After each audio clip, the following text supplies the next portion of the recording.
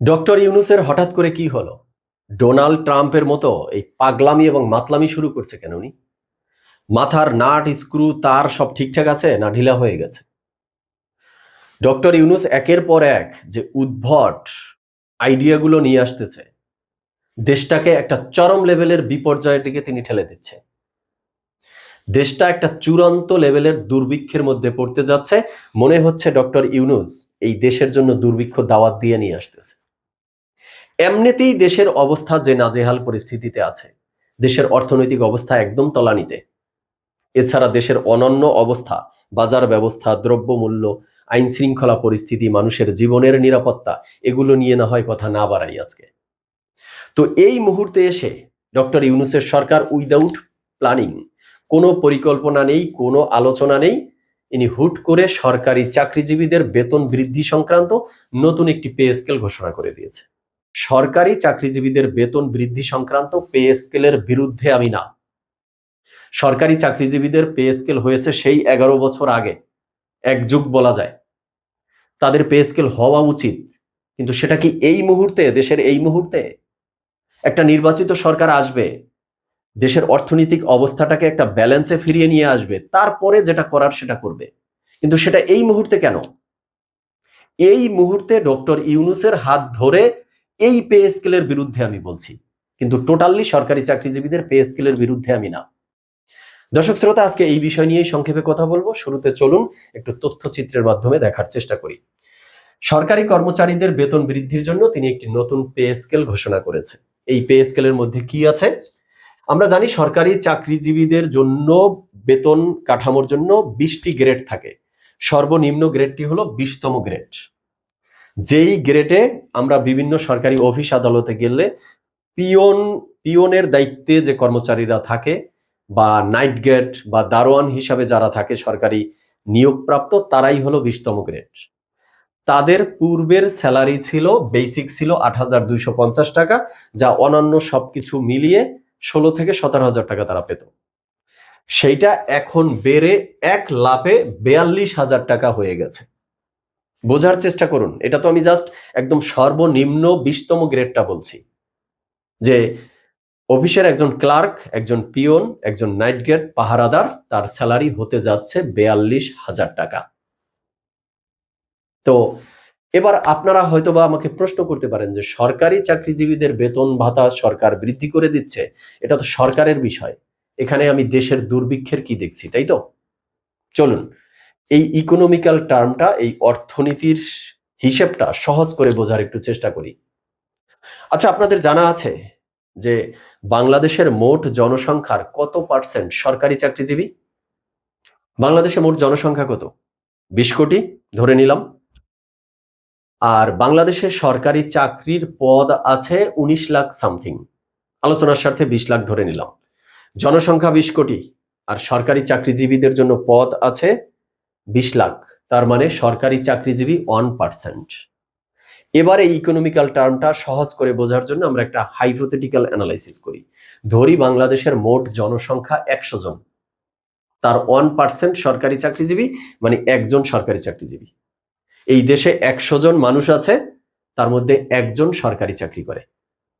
তাহলে সেই একজনের বেতন সরকার 16,000 টাকা থেকে যে 42,000 টাকা করে দিচ্ছে, এই বাকি টাকাটা সরকার কোথায় পাবে? এই টাকাটা সরকার কিভাবে অ্যারেঞ্জ করবে? এটা বুঝলেই সবকিছু ক্লিয়ার হয়ে যাবে।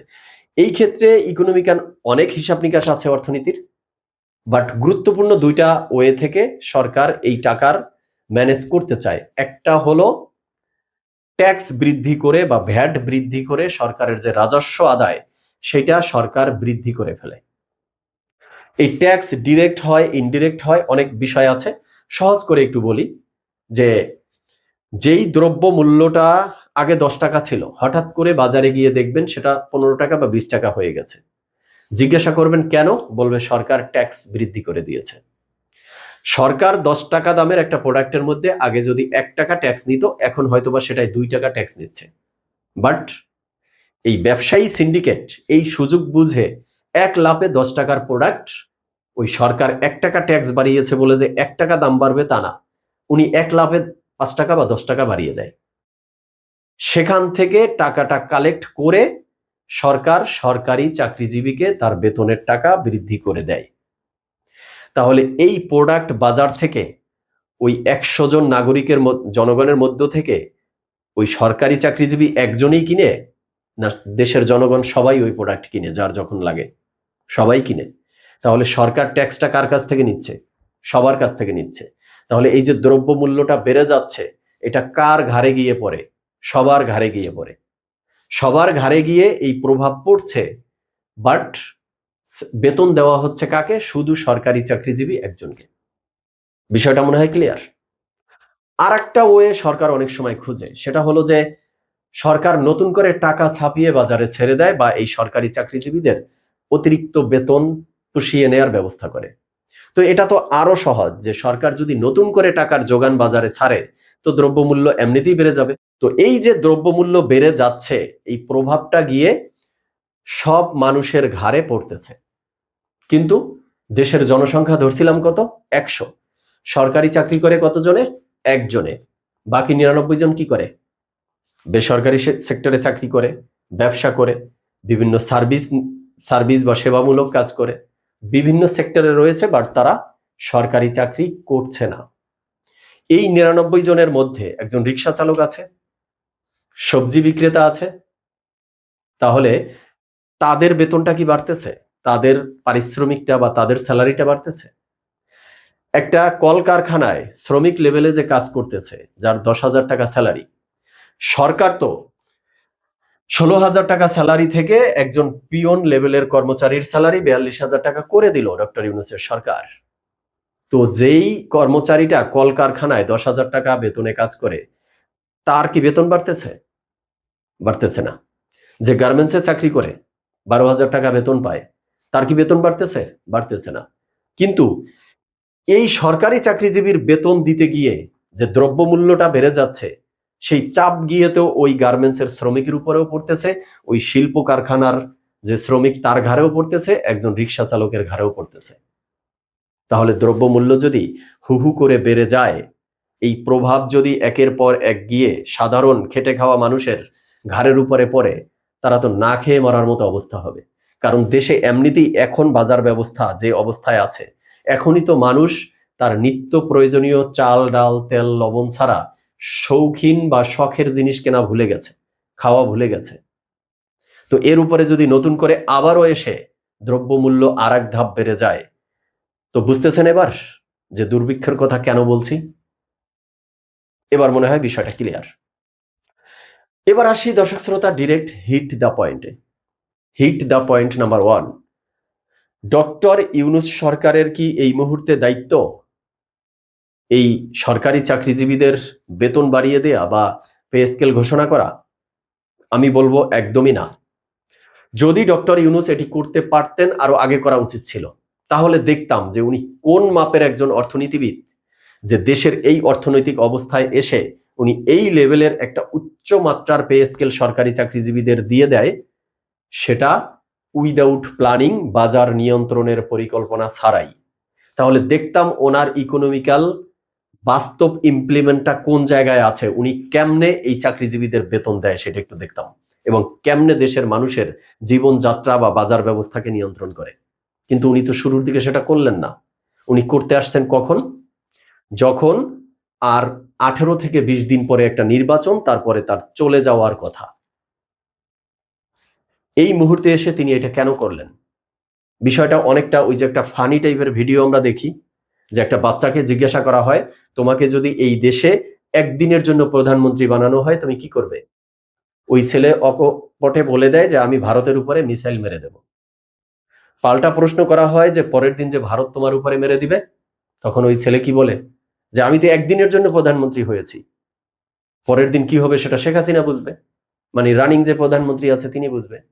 তো ডক্টর ইউনূসের সরকার এখন যে উদ্ভট প্ল্যানগুলো নিতেছে, তার হাতে সময় আছে, যদি নির্বাচনটি 12ই ফেব্রুয়ারি হয়, তার হাতে সময় আছে 18 থেকে 20 দিন।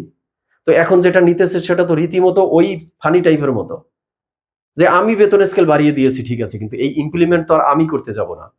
এর প্রভাব কি পড়বে? দুর্ভিক্ষ আসবে, মানুষ খেয়ে বাঁচবে না না খেয়ে মরবে, এগুলো দেখে আমি কি করব? আমি তো আছি এই 15-20 দিন, আমি এখান থেকে চলে যাব, এর পরের সরকার বুঝবে কি হয় না হয়। আসি হিট দ্য পয়েন্ট নাম্বার 2। এই মুহূর্তে ডক্টর ইউনূসের সরকার এই যে কাজটা করলো, এর পেছনে কি কোনো কূটকৌশল আছে, অপরাজনীতি আছে, বা ডক্টর ইউনূসের সরকারের মধ্যে, ডক্টর ইউনূসের মধ্যে কোনো শয়তানি বুদ্ধি আছে? আমার মনে হয় তাই আছে।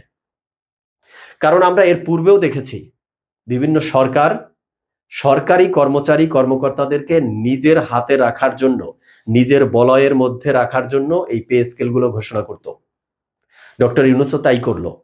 কিন্তু কথা হলো, সরকারি চাকরিজীবী সরকারি কর্মকর্তাদের হাতে রাখা ডক্টর ইউনূসের কি দরকার? তাহলে ডক্টর ইউনূস কি নির্বাচনটা দিচ্ছে না 12ই ফেব্রুয়ারিতে? নির্বাচন করে কাছাকাছি গিয়ে কোনো না কোনো একটা অঘটন ঘটিয়ে দিয়ে নির্বাচনটা বানচাল হতে যাচ্ছে। আর সেই মুহূর্তে যাতে সরকারি কর্মকর্তা সরকারি কর্মচারী সবাই যাতে ডক্টর ইউনূসের কথা শুনে বা ডক্টর ইউনূসের বলয়ের মধ্যে থাকে, এই জন্য কি টোপ ফেলেছে যে তোমাদেরকে বেতন আমি বাড়িয়ে দিব, তাই পরিস্থিতি যেই দিকেই যাক না কেন তোমরা আমার ডিসিশনের বাইরে যাবা না? মানে এই ধরনের কোন একটা অশনি সংকেত দর্শক শ্রোতা আপনারা দেখতে পাচ্ছেন কিনা? আমার কাছে এমন কিছুই মনে হচ্ছে। না হলে এই মুহূর্তে ডক্টর ইউনূস একজন অর্থনীতিবিদ, ইন্টারন্যাশনাল ব্যক্তিত্ব যাকে আমরা ভেবেছিলাম, তার মাথায় যদি এই রাষ্ট্রকে নিয়ে কোনো সুন্দর পরিকল্পনা থাকতো, বা 12ই ফেব্রুয়ারিতে সুষ্ঠুভাবে নির্বাচনটা দিয়ে তিনি এখান থেকে ভালোই সেফ এক্সিট নিবে এমন পরিকল্পনা থাকতো, তাহলে এই দেশের জন্য মহামারী নিয়ে আসতে পারে, এই দেশের জন্য দুর্ভিক্ষ নিয়ে আসতে পারে এমন একটা জঘন্য পরিকল্পনা তিনি নিতেন না।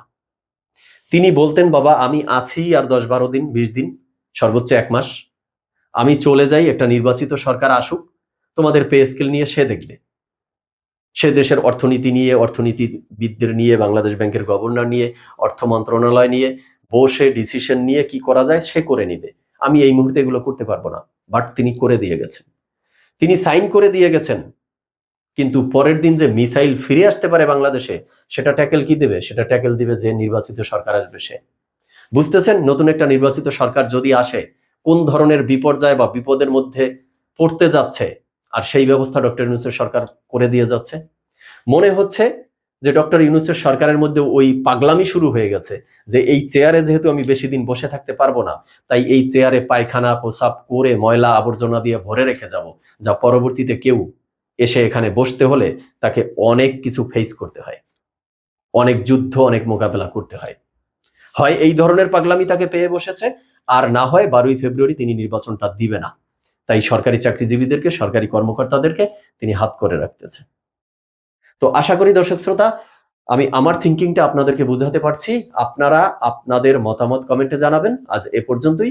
সবাই ভালো থাকবেন, সুস্থ থাকবেন। ধন্যবাদ সবাইকে।